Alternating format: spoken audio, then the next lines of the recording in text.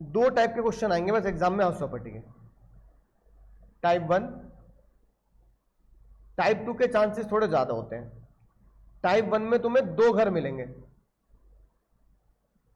और टाइप 2 में तुम्हें एक ही घर मिलेगा बहुत बड़ा।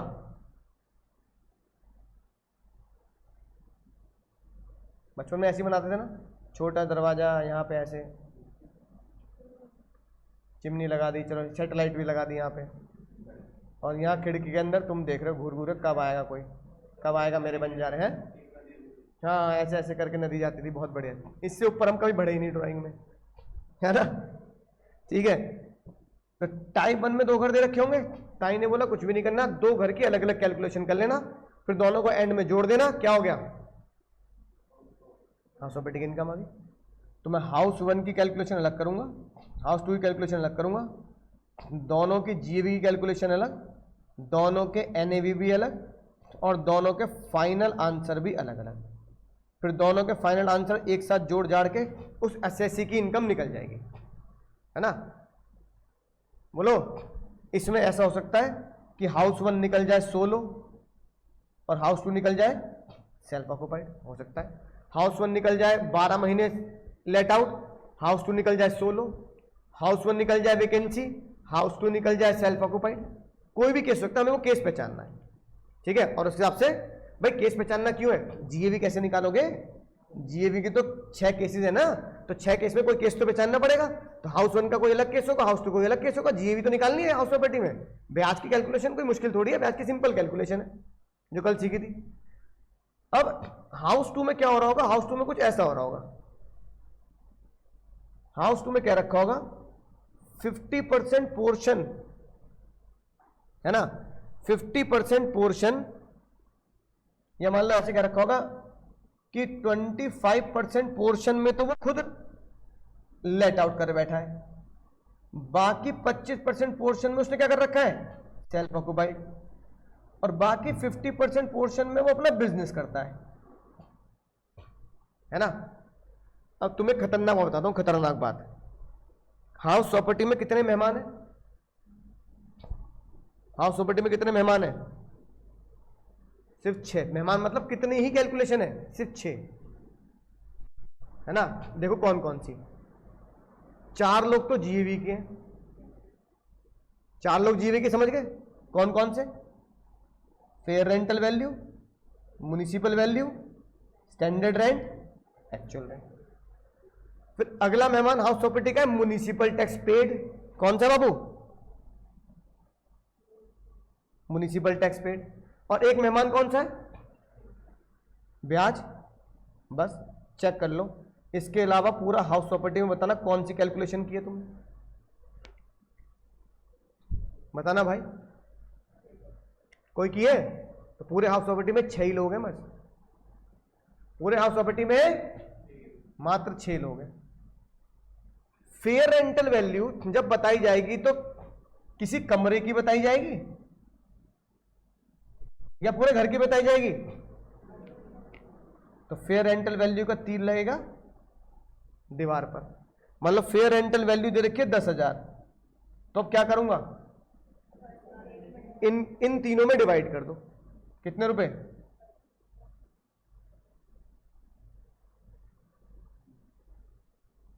5,000, ठीक है। म्युनिसिपल वैल्यू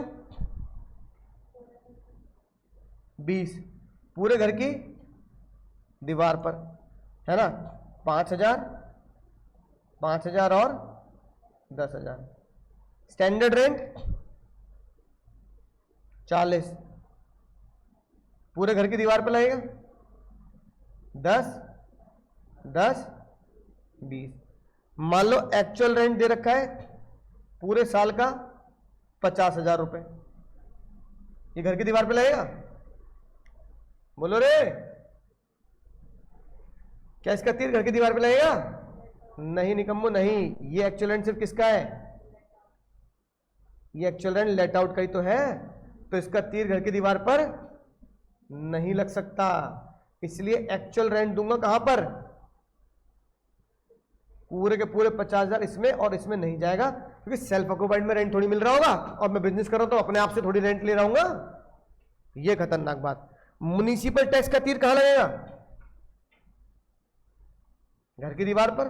मान लो म्युनिसिपल टैक्स दे रखा है 10,000, तो 2.5 5। ब्याज का तीर कहां लगेगा? वो भी तो पूरे घर का होगा, ठीक है ना। सेक्शन 24 मान लो वो दे रखा है 60,000, कितना आ जाएगा? 15 15 और,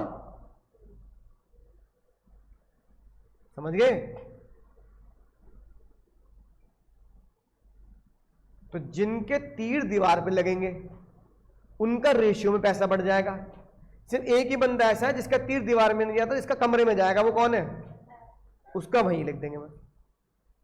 सर इस पोर्शन का क्या करेंगे? ये वाला जो पोर्शन है इसका हाउस प्रॉपर्टी में कोई ट्रीटमेंट नहीं है, क्योंकि ये कहां जाएगा? है ना, राइट। क्योंकि मैं उसके अंदर क्या कर रहा हूं? दुकान चला रहा हूं। भाई ये मैंने किराए पे दे रखा, यहां मेरा खुद की क्या है? अब जब मेरा खुद का बिजनेस है तो फिर कहां जाएगा? पीजीपी। अगर मैं मकान किराए पे देता हूं, है ना, और वो किराए पे रेजिडेंशियल हाउस दे रहा हूं, तो वो रेंट कहां आता है? हाउस प्रॉपर्टी में आता है। अब वो किराए पे देना, रेजिडेंशियल हाउस किराए पे देना, मेरा बिजनेस हो या ना हो, वो किराया कहां जाएगा? तो मैंने तुम्हें ऐसे याद कराया था, याद रखना 2 house, residential house, commercial house. Residential house आंख बंद करके हाउस प्रॉपर्टी, कोई भी हो, चाहे वो किराए पे देने का बिजनेस हो चाहे किराए पे देने का बिजनेस ना हो, रेजिडेंशियल हाउस तो हाउस प्रॉपर्टी। कमर्शियल में क्या करना है? कमर्शियल में अगर तुम्हारा बिजनेस ही, धंधा ही है, हॉस्टल ही है तुम्हारा, तो फिर तो पीजीपी। और अगर कमर्शियल हाउस अगर तुम रेंट पे दे रहे हो और तुम्हारा वो धंधा नहीं है, तो हाउस प्रॉपर्टी। यानी कमर्शियल के तो 2 तीर आए थे, लेकिन रेजिडेंशियल का कोई तीर नहीं था। लेकिन इस यहां पे मैं किराए पे नहीं दे रहा, यहां पे मेरा खुद का दुकान है। दुकान कहां जाती है? तो ये तो पोर्शन में पीजीपी में ट्रीट करूंगा, और ये वाला पोर्शन में कहां टैक्सेबल करूंगा? हाउस। तो हाउस नंबर 2 के चांस बाबू ज्यादा होते हैं एग्जाम में आने के।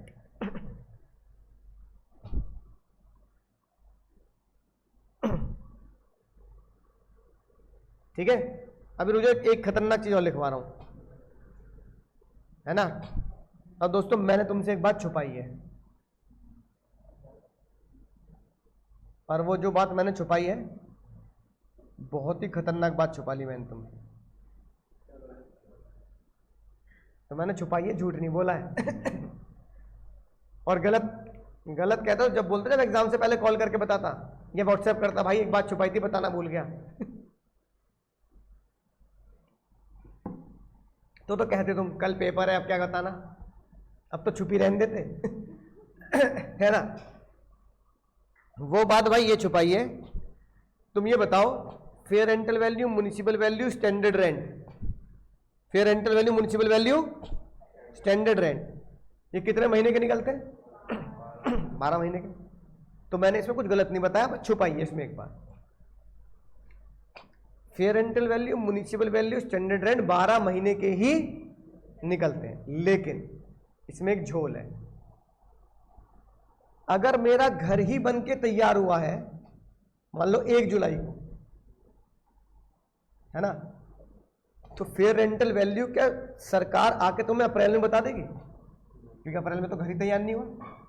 क्या मई बता देगी? स्टैंडर्ड रेंट बता देगा वो, और ना म्युनिसिपल वैल्यू। ये सब तभी बताए जा सकते हैं बिल्कुल परफेक्टली जब घर बन जाओ। तो ताई ने बोला कि सन ने कुछ झूठ नहीं बोला, बात सच बताई है, बस इसने एक बात छुपाई थी जो आज बता रहा हूं मैं। वो खतरनाक बात है, fair rental value, municipal value, standard rent, ये कितने महीने के निकलते हैं? जर्नली ये 12 मंथ के कैलकुलेट करने होते हैं। लेकिन बाबू खतरनाक बात यह है, लेकिन अगर भाई घर ही मेरे सामने बन के तैयार हुआ है,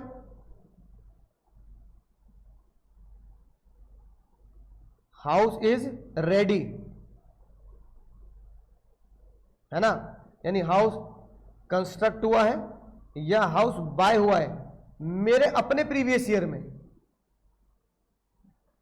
तो तो क्या करना पड़ेगा, तो fair rental value, municipal value, standard rent कब के लेने पड़ेगा, हाउस बनने के बाद से लेने हैं।